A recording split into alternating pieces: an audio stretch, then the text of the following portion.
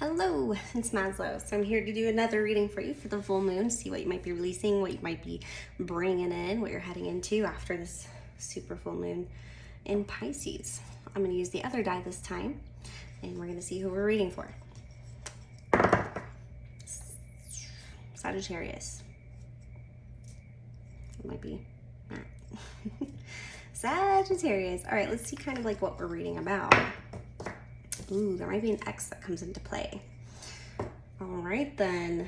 So this might have to do with love. Maybe somebody's going to be an X. Maybe an X is coming back because it's Mercury retrograde. Venus is in retrograde, so maybe somebody's about to be an X, but who knows? Let's get some more information for Sagittarius, please.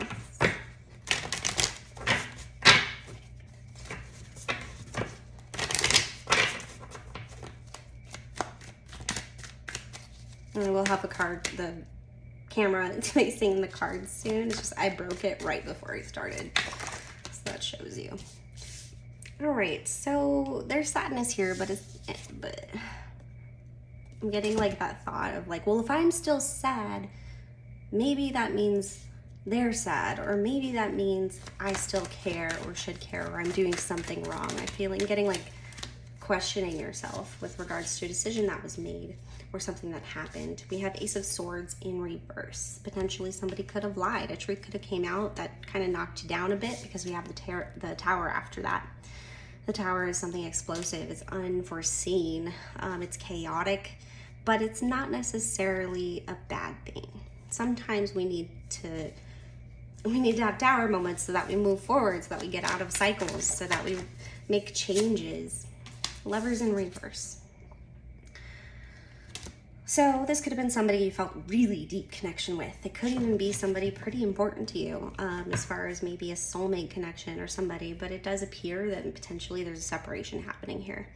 What's beautiful about this, the fact that the Lovers is coming in with the Tower, I always say love is infinite, but really it really is, because you can love somebody, but it doesn't mean you have to be in a relationship with them. You can love somebody and let them go.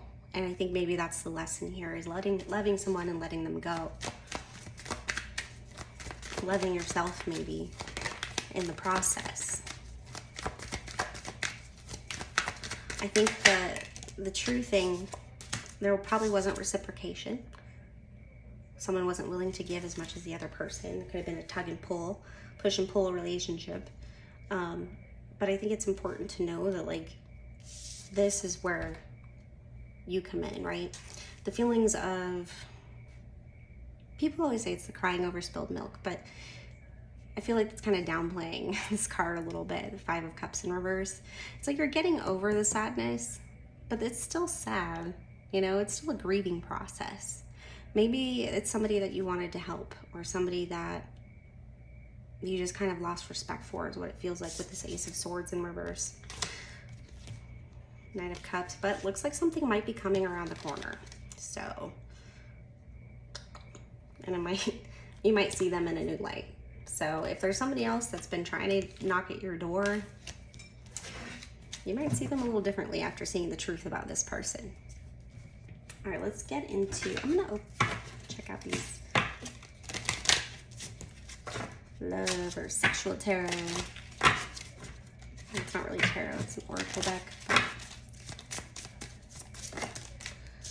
Right, so romanticism and freedom. Oof. This does feel like a movie, doesn't it? All right, I'll show them individually. So we have romanticism, two people on the beach, taking in the simplicity of the waves coming in, the good weather, the beauty, the natural beauty, the everlasting sight of the ocean against the horizon. It's like anything is possible. Anything is possible. Well, there's, I don't know, my brain always wants to go into like these fantastical, like Pisces, hello.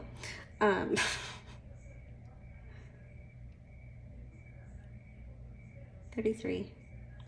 So you might have felt like you won, you know, like whenever you're in the moment with this person, the moment is beautiful. It might be even kind of healing. But sometimes we need somebody to show us their true selves so that we can truly let go. Cutting the picture. Right? A little bird there. Right there. In her necklace.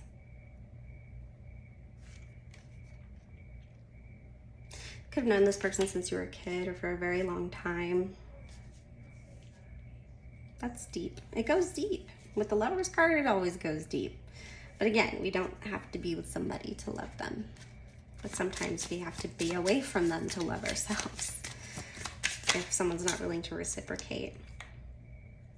Someone might have lied. Red boots. They might have a cat.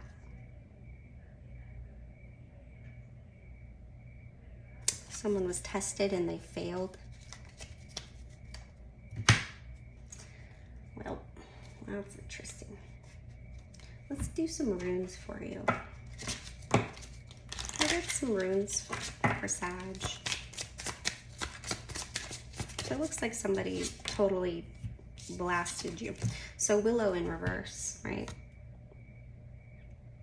So Willow. So this is actually an energetic card. So it's about whatever burns your fire to move forward. It symbolizes health, honor, resources, victory, wholeness, and cleansing, and it's in reverse. You might need to fully cleanse yourself after this situation. Really take some time. You can't make a logical decision from when you're in a tower moment until you really hit the ground. So it might take you a while to hit the ground. So you might not really trust your thoughts because of the feelings. And while you're crashing down, you're going to go through a lot of different feelings. But I think what comes down to is this. The Six of Coins in reverse. There's a give and take to the Lovers. It's duality. It's a choice. It's two things coming together to either work together and grow, or it's something that is just a feeling, a tornado, and then it turns into the Tower.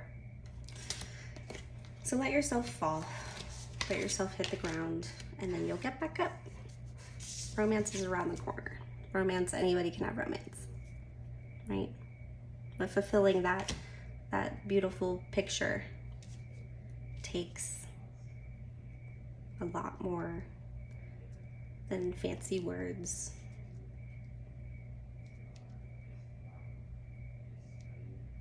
Yeah, so something's gonna come to light. Honor, resources, victory, wholeness, cleansing. There's a realization that comes with this, with that Ace of Swords. Because the Ace of Swords is still on the table, so there's still a truth to be revealed. Whether it's something that is a mistruth and it tells you another truth, whether it's a truth that isn't clear yet, but it gives you the idea of what to think. Wunjo, joy in reverse. So this, obviously, you're probably still going to be in the throes of sorrow and sadness, but there's pleasure to be had. There's comfort to be had. There's harmony, prosperity, reward, and success. I feel like once you clear the bullshit, you're going to be rewarded. You're going to bring something really good in. It's going to revitalize your energy, relight your fire.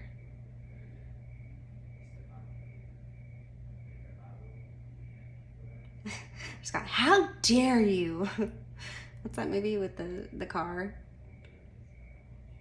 How dare you? Sometimes it's just, it's like a slap in the face.